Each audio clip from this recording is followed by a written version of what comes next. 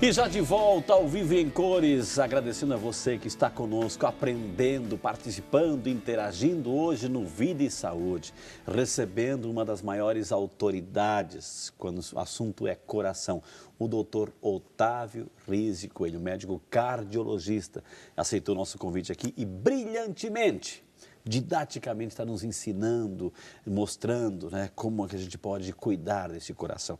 Nós vamos direto às ruas aí, porque aqui o povo tem voz, o povo fala, o povo pergunta.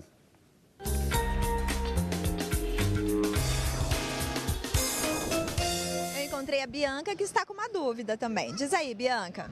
Doutor, quando fico nervosa, ansiosa, meu coração sempre acelera. Preciso me preocupar? Aproveitando o gancho da Bianca, doutora, assim, essa pergunta assim, o nervosismo, a ansiedade, o estresse, assim, a pessoa que não perdoa, né, porque aí, claro, tem problemas espirituais por trás, né, assim, mas uma pessoa que guarda rancor, que guarda mágoa, ressentimento, ódio, sentimento de vingança, é o coração que está parando tudo isso, doutor? Bom, aqui temos duas coisas interessantes para falar. Essa da Bianca, isso é normal, isso é normal. Frente a uma situação de estresse, seja ele qual for, de alegria ou de tristeza, mas se tem um aumento da frequência cardíaca, isso é transitório, passageiro e não tem. Nós temos um grande cardiologista brasileiro, que é exemplo de todos nós, o professor Adib Jatene, ele tem uma frase muito interessante. Trabalho não faz mal, raiva mata. Olha só. Então isso mais Anotou? ou menos... Trabalho não faz mal, raiva mata. Por quê, Isso doutor? mais ou menos representa o que você perguntou. Veja, quer dizer, isso de ficar com uma coisa remoendo, uma raiva, um ódio, isso aumenta em muito a produção daquelas substâncias que são liberadas pelo sistema nervoso simpático que mantém o coração sob profundo estresse. E isso vai progressivamente fazendo mal.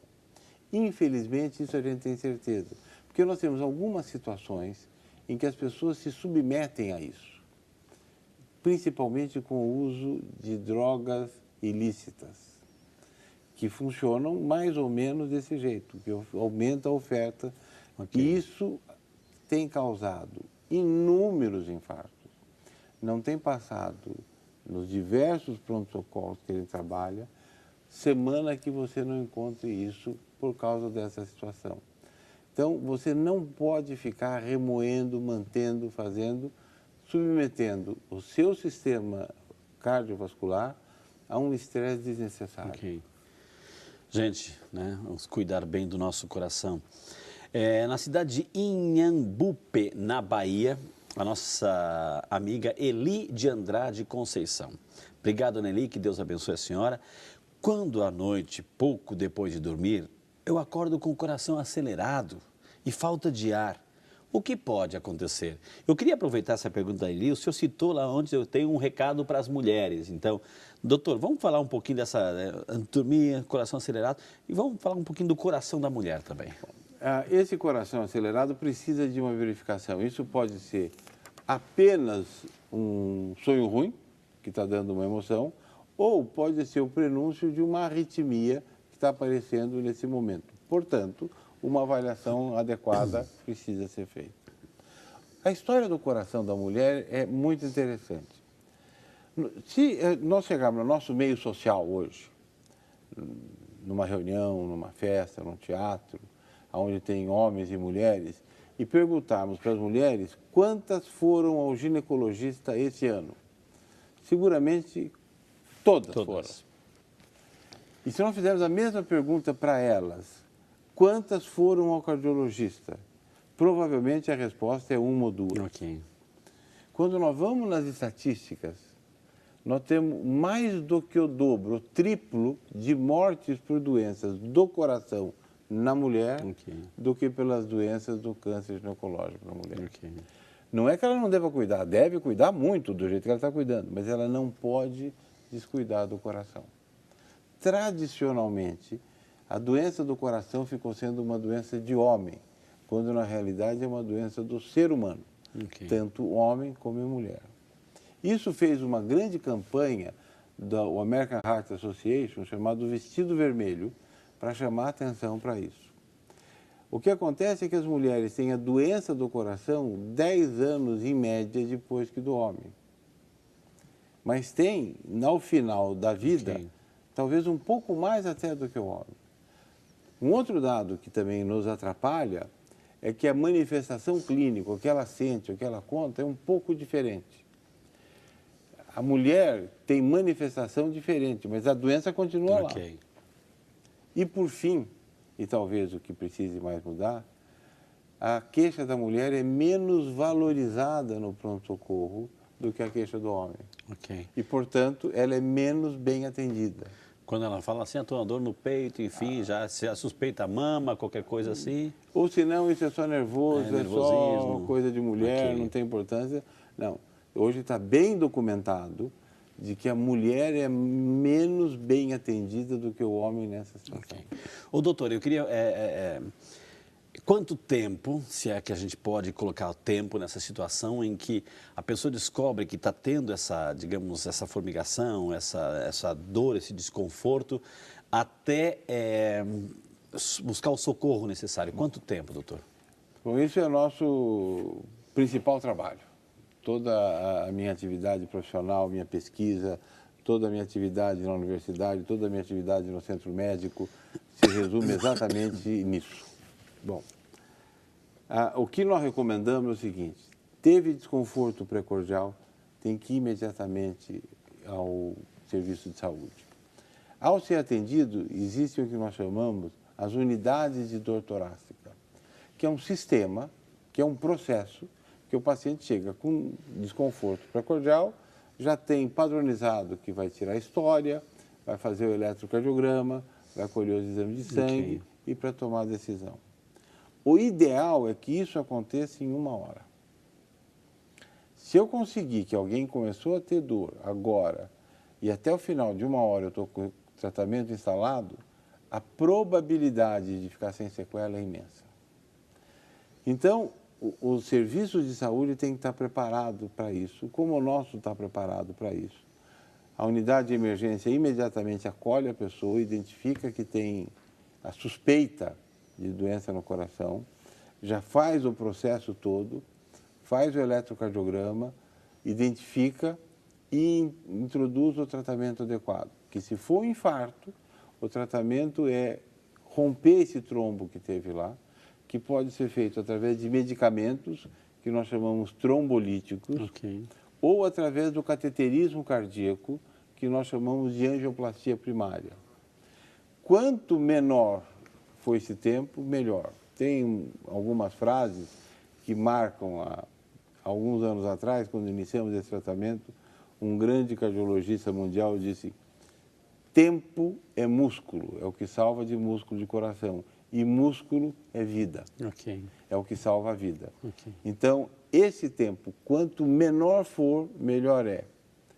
Eu prefiro muito mais atender um paciente que teve uma queixa de desconforto precordial que não se confirmou como sendo um infarto, do que deixar de atender um que, tendo desconforto, não procurou o médico adequadamente e se confirmou como infarto. Agora, doutor, assim, diante de qualquer suspeita, o ideal é procurar essa unidade, enfim, buscar essa ajuda. Mas, assim, eu estou pensando naquelas situações, eu ando muito pelo país afora, doutor, e aquela pessoa que mora em local muito longe e, de repente, assim, não tem alguém para socorrer, um carro por perto, uma unidade de saúde por perto, um hospital por perto. Ou seja, o que o membro da família pode ajudar naquele momento? Ou não tem o que fazer, doutor? Levar a paciente para o serviço de saúde. Não pode fazer nada em casa, nada apertar peito, etc. Porque todos os tratamentos que nós vamos fazer, eles podem ser bons se tiver a indicação correta ou maus se tiver a indicação incorreta. E a pessoa que não é treinada para fazer aquela atividade e ela tem uma dificuldade e ela pode, sem querer, com a melhor das intenções, fazer algum procedimento que traga uma má evolução naquela pessoa e, além de tudo, além de perder aquela pessoa, de sofrer aquela pessoa, que ela tanto ama, ela vai se sentir culpada de ter feito alguma coisa inadequada. Ok. Agora, doutor, assim, a pessoa que de repente está acompanhando o programa, está assistindo, de repente está com essas informações todas, ela sente assim um pouco de medo. Esse medo faz assim ela sentir alguns sintomas que o coração está... Puxa, eu acho que eu estou com o meu coração está doendo. Ou seja, o que é a orientação? É trabalhar o medo, né? Bom, alguns anos atrás foi feita uma grande campanha nos Estados Unidos, na televisão de massa, né, alertando para isso que nós estamos conversando aqui, os sintomas. Tinha até um videozinho, um filme muito interessante, onde um senhor ia fazer a barba de manhã, ele começava a fazer a barba, ele tinha um desconforto no peito, não ligava, ele foi tomar o café da manhã de novo, até que quando ele está dirigindo o automóvel, ele cai sobre a direção. Uma coisa muito impactante. E o que se viu foi que aumentou o número de procuras, vamos chamar, não necessárias, nas unidades de emergência, um pânico mas aumentou o número de procuras necessárias. Ok. É muito difícil nessa situação separar uma coisa da outra, mas nós preferimos que vá a mais do que vá a menos. O que eu aconselho, o que eu sugiro, o que é recomendado para quem está preocupado é que faça a sua avaliação de saúde. Vá ao seu médico privado, vá ao seu médico de convênio, vá ao seu médico do Serviço Único de Saúde e faça uma avaliação cardiológica. E veja se aquele medo tem algum fundamento ou se aquele medo é só uma coisa passageira que não precisa.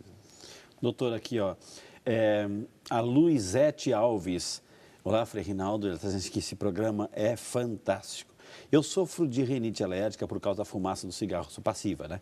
Estou com o fôlego curto, tenho que ir devagar ao fazer qualquer pequeno esforço, o coração bate acelerado demais. Minha mãe infartou aos 67 anos e minha irmã aos 51. Qual o exame cardiológico que poderia fazer? Será que o problema é cardíaco ou é da rinite? É a Luizete de Campo Grande, Mato Grosso do Sul, doutor. Olha, Luizete, essa é uma pergunta muito difícil. Você está perguntando se a dificuldade respiratória vem do sistema respiratório ou do sistema cardíaco. Mas você nos deu um caminho que vai me levar para um lado. Você contou uma história familiar de infarto precoce na família. Então, o que eu recomendo é que faça uma avaliação cardiológica completa e, em paralelo a isso, faça o tratamento adequado da rinite. Mas o fato de ter tido parentes próximos com infarto, com idade jovem, obriga uma avaliação cardiológica completa. Ok. E com essa resposta, nós vamos chamar mais um intervalo, temos mais um bloco, gente, tem muita pergunta chegando, o programa tá bom demais, graças a Deus. Mas agora a melhor parte para você, assim, firmar aquelas dicas que o doutor Otávio vai passar para mim e para você. Não sai daí, Vida e Saúde é seu, volta já só para você.